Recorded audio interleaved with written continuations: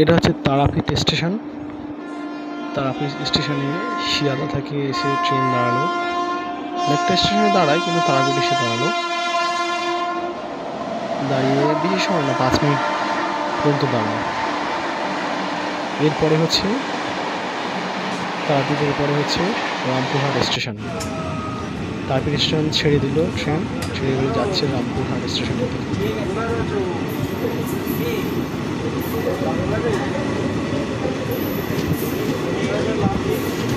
Station ছেড়ে বেরিয়ে গেল। এবারে হচ্ছে তারাপীঠ স্টেশন গেলাম। রবিবার যায় মায়ামনি থেকে একটু ঘুরেই আসি, তাই প্রথমবার গেলাম তারাপীঠ মন্দিরে। এই যে এটা দেখছে, এটা হচ্ছে রামপুরহাটের স্টেশন চত্বর। রামপুর স্টেশনে ট্রেন ঢুকে গেল। এবারে ট্রেনটা থেকে নামতে হবে সবাইকে। এখানেই লাস্ট স্টপেজটা।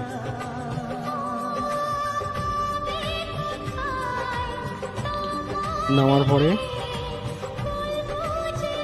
বাইরের দিকটা হচ্ছে এইটা, নামার পরে পিছন দিকটা। এবার টোটো স্ট্যান্ড, টোটো ধরে টোটো এখানে 40 টাকা করে ভাড়া নেয়। অটো আছে, টোটো আছে মন্দিরে যাওয়ার জন্য তারাপীঠের। আর একটু বাদিকে এগিয়ে গেলে ওখানে 30 টাকা করে ভাড়া, কিন্তু সামনে থেকে 40 টাকা করে ভাড়া নেয়। অটো ধরার জন্য সামনের দিকে যাচ্ছি, সামনেই অটো স্ট্যান্ড। অটো উঠে অটো ছেড়ে দিয়েছে, তারাপীঠ মায়ের উদ্দেশ্যে রওনা দিচ্ছে। এই হচ্ছে তারাপীঠ মায়ের মন্দিরের গেট। টোটো ফোটো সব এখানে এসে দাঁড়ায়। আর এটা হচ্ছে গলি, এই গলি দিয়ে মন্দিরের দিকে যেতে হয় হেঁটে। গলির 2 সাইড বরাবর দোকান আছে, বিভিন্ন ধরনের দোকান, হোটেল, লজ। এটা হচ্ছে মন্দিরের সামনে।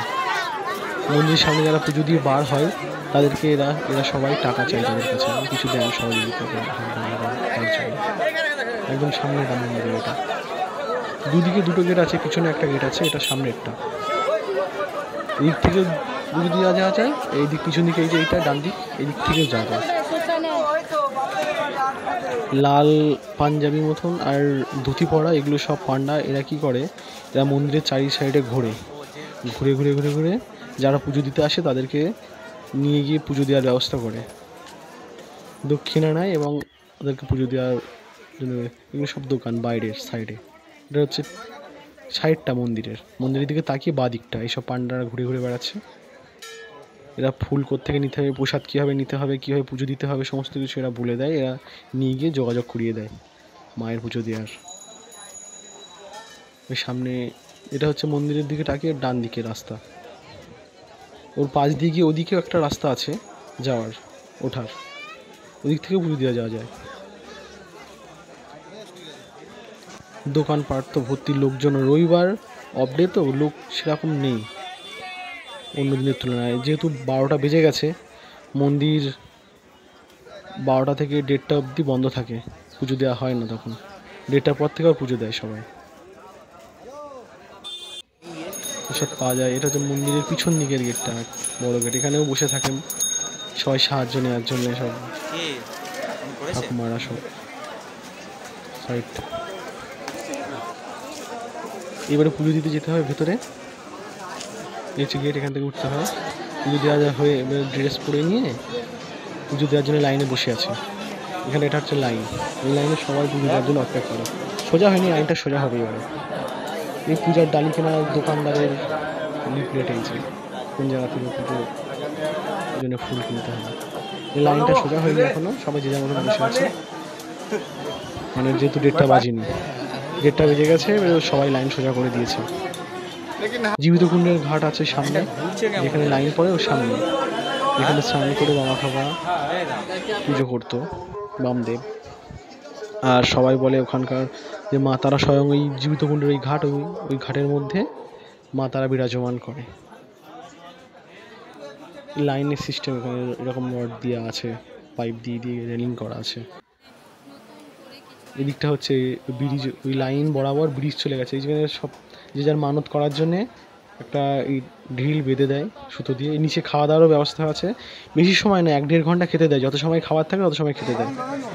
12:30 থেকে। একটা যে মন্দিরের সামনে পুজো দেওয়ার সময় সবাই পুজো দিচ্ছে, এখানে আমরা পুজো দেওয়ার জন্য লাইন দিয়ে রয়েছি। খুব ভিড় হয় সামনেটা, মায়ের সামনে। কেউ কাপড় দেয়, কেউ মালা দেয়, দিয়ে নিয়ে যাচ্ছে। লাইনে থাকতে সামনে দাঁড়িয়ে রয়েছে দেখছি। ভিড় হয়, সাহায্য করতে হয়, দাঁড়িয়ে আছে।